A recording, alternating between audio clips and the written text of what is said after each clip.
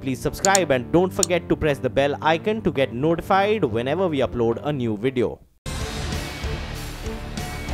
We will never yield, never waver, and never falter in defense of our people, our freedom, and our great American flag. No dictator, no regime, and no nation should underestimate ever American resolve. President Trump in the requisite bomber jacket speaking to troops in Japan, not naming names but firing off a warning shot to any dictator who may want to underestimate America's powers. Don't do it. It was a message there. Riley Walters is a research associate at the Heritage Foundation, conservative public policy think tank. He joins us from Arlington, Virginia. Riley, thank you very much for joining us on the program. What's at stake for the president with his two-day stop in Japan? I mean, he's already established the friendship with the Japanese prime minister. Beyond that, what will we see follow? I mean, certainly just like in Japan and all the other countries he'll be visiting, North Korea will be at the top of the list. We've seen some move in economic cooperation between Prime Minister Abe and Trump setting up the U.S.-Japan economic dialogue earlier this year, and so I believe that though will take a backseat to, of course, North Korea. Right.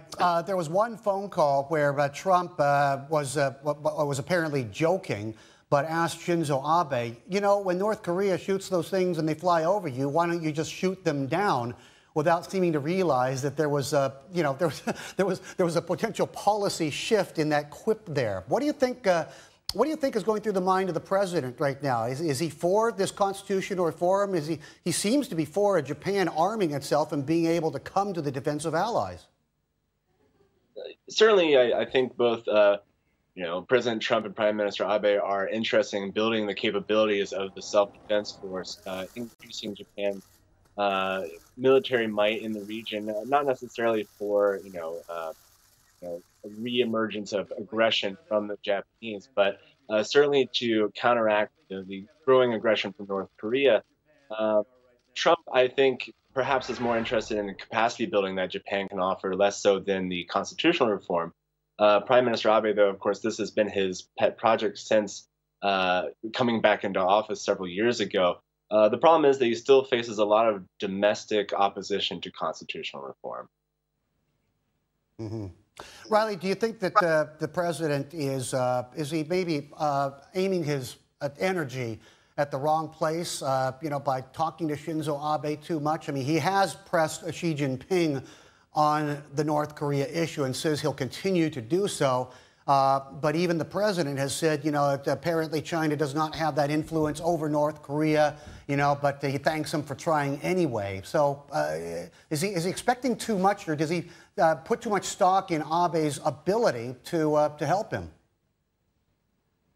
I think one of the most important takeaways, perhaps, from his trip to Japan, and Japan being the first on his trip to Asia, is signaling the importance of the U.S.-Japan alliance. It's, Trump and Shinzo make alliance great again. It's, these two countries leading sort of both the strategic peacefulness in the region. I don't necessarily see it as a waste of time, perhaps, if that's what you were alluding to. Certainly, there are limits to what the Chinese leader can actually provide, and that'll definitely be hashed out when he visits later this week.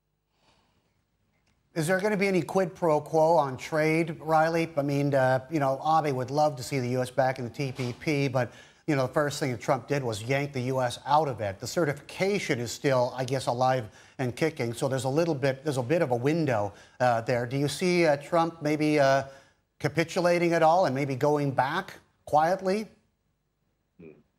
Not so much on TPP. Certainly, Vice President Pence has been more forward on establishing the bilateral trade agreement with Japan. The Japanese, of course, hesitant in attempts to bring the U.S. back in the TPP-11. What I think might perhaps come either from this or future U.S.-Japan economic dialogues is slow movements toward greater liberalization, market access, maybe not necessarily within the confines of a formal agreement. I think, though, the president should, of course, encourage Japan to continue pursuing its free trade agreements, such as the TPP-11 or the recent Japan-EU free trade agreement. Riley, thank you for your time. Appreciate it very much. I know it's late. Thanks for being here. Riley Walters, Heritage Foundation, joining us from Virginia. Right ahead, another 10-cent backed company. How many are there? Coming to market. We'll tell you all about it, who they are, and how much they're raising.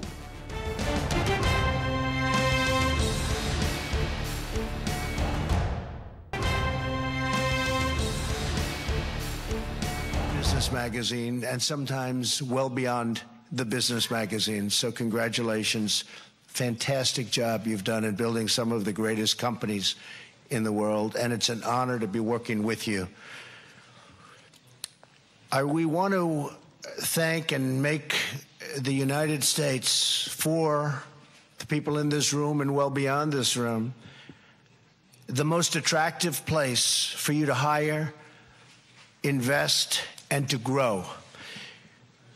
That's why we are very, very substantially lowering our taxes. The United States is one of the highest tax nations in the world.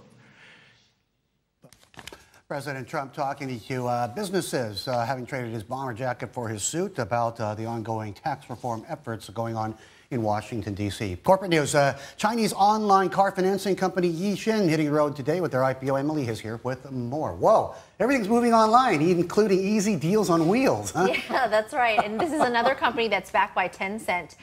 So we have a lot of investors that are excited about this one as well. Yixin opening up its retail books. We're looking to raise $858 million for the company, which is also backed by U.S.-listed BitAuto. The company issuing 878 million shares. We're looking at a price range of $6.60 to $7.70, and they're going to be debuting on the Hong Kong Stock Exchange come next week. So we're looking at November 13th debut. The company already backed by Tencent. We got Baidu online as well as JD.com. So they did not look to sign up any cornerstone investors. They're very, very confident about being able to seek interest in the shareholders on their own without lining up some cornerstones. This would potentially be similar to China Literature, which is going to be coming online this Thursday with 600 times subscribed, $66 billion in orders already lined up and waiting for China Literature to come online. So we're getting, I guess, the Hong Kong IPO market, Bernie, is heating up again. Yeah, for Tencent. For Tencent-backed companies. Gee, I wonder how many units they can flog off. It's a pretty good business model, isn't it? When you're flying high and doing well, just start spinning them off one by one, make lots of money. Hope they don't hollow themselves out. Wow. Okay, thanks, Em. Coming up, it's not on his itinerary, but it is very high on his agenda. North Korea, one of the big common talking points as Trump travels through Asia. We'll get the buzz from Seoul and Tokyo.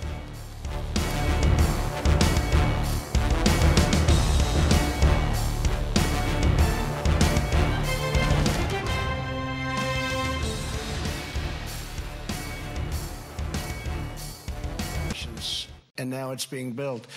The Dakota Access Pipeline, and as you know, the Keystone Pipeline, that was rejected by the previous administration. The Keystone Pipeline was dead, and the Dakota Access Pipeline was even worse shape because they built it, but they weren't allowed to hook it up. So I consider not starting even better than that. And in my first week, I approved both. It's 42,000 jobs. The Dakota is already open, and Keystone is starting. It's actually already started. And that was done in the first week, got it approved. And we have many other things like that. I could stand here all day and tell you additional events that we've done that create jobs and are good for our country, not bad for our country. When you want to build your auto plants, you will have your approvals almost immediately. When you want to expand your plants, you will have your approvals almost immediately. And in the room, we have a couple of the great folks from two of the biggest auto companies in the world that are building new plants and doing expansions of other plants. And you know who you are, and I want to just thank you very much. I want to thank you. I also want to recognize the business leaders in the room whose confidence in the United States, they've been creating jobs. You have such confidence in the United States, and you've been creating jobs for our country for a long, long time. Several Japanese automobile industry firms. President Trump speaking to a collection of business leaders in Tokyo, Japan, singing the attributes of doing business in the U.S. and hoping to get more investment from Japanese corporates. Meantime, when he finishes his two-day visit to Japan, next stop going to be South Korea. For what to expect, Sherry rejoins us from Seoul in the ROK. Sherry, I saw some footage, I saw some clips of the weekend and protests by university students, among others. Whoa, we better hide those because otherwise President Trump won't feel wanted and loved in South Korea and he'll never warm up to Moon Jae-in. That's right. He will be getting quite a reception when he comes to South Korea tomorrow. First of all, on the government level, it will be a big welcome. It will be the very first state visit for an American leader in South Korea in 25 years. And we heard from the South Korean government about its gift, blacklisting North Korean individuals, sort of to go along with the mood of that President Trump is setting out there, maximizing pressure on North Korea. But I happen to be standing out here in downtown Seoul, just 15 meters away from the U.S. Embassy building. And what you can see on the floor and around me is signs criticizing President Trump's North Korea policy, saying things like "Don't Trump Korea," and certainly a visual demonstration of upset feelings over that fire and fury comment that President Trump made at the UN General Assembly speech earlier this summer. So this particular group, I asked them how long they've been staking out here. Today is the 13th day for them to be here, and they plan to stay here until President Trump leaves South Korea. This is a small population, I have to make a note here, and also has been organized, what we saw over the weekend as well, has been organized by this very extreme left-leaning population in South Korea. And also flagging to you is that we've got organized demonstrators who are for President Trump, welcoming President Trump as well. But this kind of divide is the backdrop that President Moon has to work with. So it will be a very much of a delicate balancing act for President Moon tomorrow. Bernie? Wow, that graffiti right beneath your feet on the sidewalk, is that allowed? I mean, do they just leave it until the rain washes it off or until his visit is over? How does that work? That's the first time I've seen that. I think it's, yeah, it's done on some kind of fabric here. They can just tape it away. And we've got police officers. It is allowed. They're looking at it right here. But certainly, you know, and this particular group was talking about how they're upset over their failed attempt to fly out to Washington and let their voices heard in front of the White House. So that can explain this particular group's upset feelings. Bernie?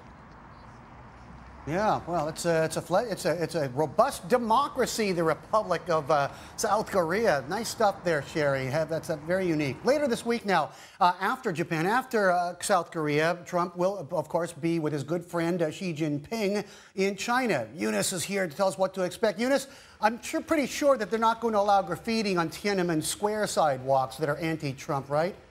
They're not even allowed to tweet against Trump. What am I talking about? Of course not. No. No. No. Yeah, no graffiti on Tiananmen Square. No. But there will likely, though, be a lot of discussion about positive outcomes here.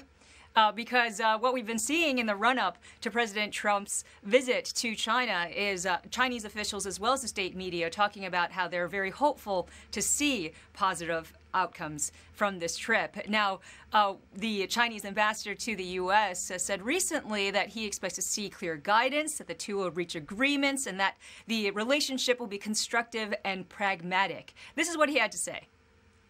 最重要的一件事情就是要 It will determine the direction and set a positive tone for the China-US relations in the future. This will help bilateral ties continue to evolve on the right track.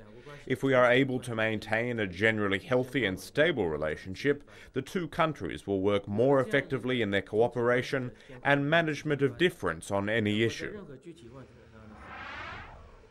And just like many people here on the ground, the Chinese ambassador to the U.S. said that he expects to see deliverables. So in trade and on the economy, most people believe that there will be deals, that the president is going to want to focus on the trade imbalance, and he's going to want to see and announce billions of dollars of deals when it comes to China buying U.S. products, particularly in the energy field as well as in agricultural products. So take a look at the delegation who's going to be coming. You could see that reflected in who is traveling with the president. Also, Bernie, what I think is interesting is that there's some insurers in there, also Goldman Sachs' boss is there, and there's some speculation here that we could also see a very small liberalization in the financial sector. It could be something that was already baking and was already in the works, but at the same time, it could be a move in a way that the Chinese are trying to say that we are acknowledging that you do want us to have some structural reform in this area. And if you remember at the Party Congress, President Xi had said that he was hoping that the financial sector was going to be one of the areas that would be, not, he didn't say liberalized, but would be reformed. Yeah, reform. That's a loaded word. It can mean so many things depending on who uses it. But yeah, I know. I get the term there. Yeah, and of course Xi Jinping can always tell President Trump, Eunice, you know what? You want to close that trade gap? You sell us high-tech weapon systems and fighter jets and things like that. But Trump's going to say, nah, I don't think so. Thanks, Eunice. Robert Mueller's investigation, meantime, into Russian meddling in the U.S. election seems to be picking up steam. So that's a bit of an overhang, even though the president isn't there. U.S. Special Counsel has apparently found enough evidence to press charges against the former NSA General Michael Flynn and his son. According to an exclusive NBC report, investigators are looking at charges of money laundering, lying to feds, and whether Flynn attempted to orchestrate the removal of a rival of Turkish President Erdogan in exchange for millions of dollars. Now, besides this investigation, Trump's Asia trip and earnings, investors also be watching for developments on the tax bill. The U.S. House Tax Writing Committee will start revising the tax bill released, but U.S. Speaker Ryan says the broad outlines remain unchanged. And he says he's confident of passing a tax bill before the end of the year. Senate's also working on a version, but Ryan said the differences with the Senate will be fairly narrow. This will be the biggest overhaul of the U.S. tax code since Reagan's 1986 Tax Reform Act. Newly elected New Zealand Prime Minister Jacinda Ardern met her Aussie counterpart Malcolm Turnbull for the first time of the weekend. Matt is here to break down the much-anticipated meeting. Well, Matt, they went into the meeting from opposite sides of the political mindset, didn't they? Yep. Absolutely. And they appeared to emerge as good friends. Of course, Australia and New Zealand leaders, no matter which side of the political spectrum they come from, always have a close relationship. But this was the first overseas trip for Jacinda Ardern since, of course, she became Prime Minister only in the last few weeks, deciding that because of the close ties between Australia and New Zealand, that Australia should be the first visit. Now, there are a number of issues on the table for discussion, including international trade, with the New Zealand Prime Minister hoping to get amendments to the TPP agreed upon at the upcoming APEC summit. But they also talked about this issue surrounding refugees and asylum seekers. There are a number of asylum seekers that are being housed at a facility that has just been shuttered on Manus Island in Papua New Guinea. This was operated by the Australian government. Of course, they were trying to come to Australia, but under the policy here of boat arrivals trying to make their way to Australia, those asylum seekers will never be granted refugee status on the Australian mainland. New Zealand has said that they will take 150 of them, but the Australian Prime Minister Malcolm Turnbull saying no thanks. They're going to forge ahead with this refugee swap deal that was negotiated with the United States under, of course, the Obama administration. And of course, it's that policy that resulted in that heated discussion between Donald Trump and Malcolm Turnbull earlier on this year. So Malcolm Turnbull saying he won't take up New Zealand as yet on that offer. But TPP and trade and, of course, APEC high on the agenda. And Jacinda Ardern says she wants to get through some amendments relating to dispute settlement as part of a revised TPP. This is some of what she had to say about what she'll be taking to the APEC summit later this week. We continue to advocate strongly around ISDS clauses, something I've made very clear domestically, and it's something that I think the population would want us to pursue to ensure that we're protecting New Zealand's domestic best interests. At the same time, we've also said we want to pursue the best interests of our exporters. There's no denying that TPP provides a distinct opportunity, particularly with the arrangement with Japan. Jacinda Ardern, the Prime Minister of New Zealand there, of course, will be heading to APEC for her first foray onto the world stage, essentially. And Bernie, she also invited Malcolm Turnbull to go to New Zealand at his earliest convenience, first available opportunity, so they could go fishing. Or a little cheese and wine, and maybe she can show off New Zealand produce or something like that. Not that Turnbull doesn't have a lot of his own. Okay, thanks, Matt. Okay, but making friends across the Tasman Sea. Coming up, SoftBank ends merger talks between Sprint and T-Mobile. Masa's son now plans to go it alone, increasing his stake in Sprint. But will that plan work? Is there a plan B? Who's he talking to? We'll have all that next.